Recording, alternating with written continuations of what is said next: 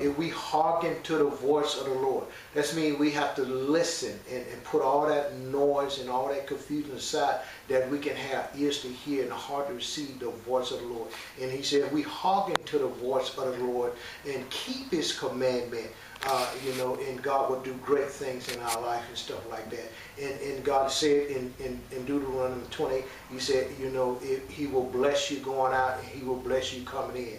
And he said in Deuteronomy, then he said going on, he said you will be the head and not the tail.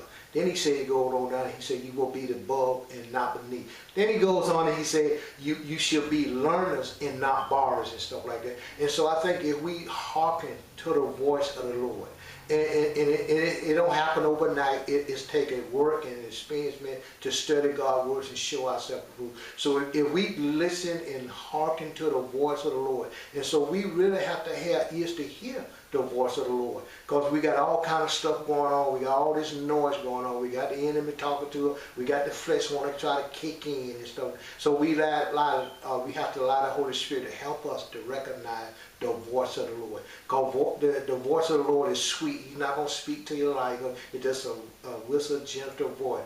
And we have to have a heart to receive. See, that's the voice of the Lord. So I need to walk in that. And so he said, if we just keep his commandment, and it's not it's not an easy thing, but it's a daily thing to keep the commandment. And I believe if we listen to that, hearken to the voice of the Lord, he will bless us going out and he will bless us coming in and stuff like that. So that's what I see in Deuteronomy 28. And say I need to watch and listen. And so sometimes I talk a little bit and I talk a little bit. Sometimes I'm not talking about nobody, I'm talking about Ulysses. Sometimes I do talk a little bit. Sometimes I do entertain things that I should not be entertaining. Sometimes I do engage in things that I should not be engaging. But the Holy Spirit have to bring me back in line with him. And so that's why God wants me, he got me in a place now I have to watch and listen.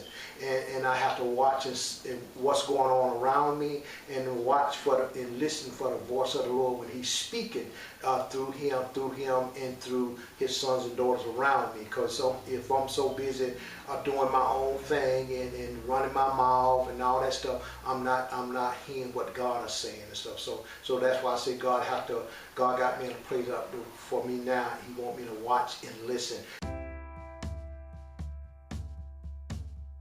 God gonna move suddenly in my life, in my reading, in my family, in my grandsons and granddaughters, in my son. That God gonna move suddenly for a relationship for me and my sons and daughters and grandkids.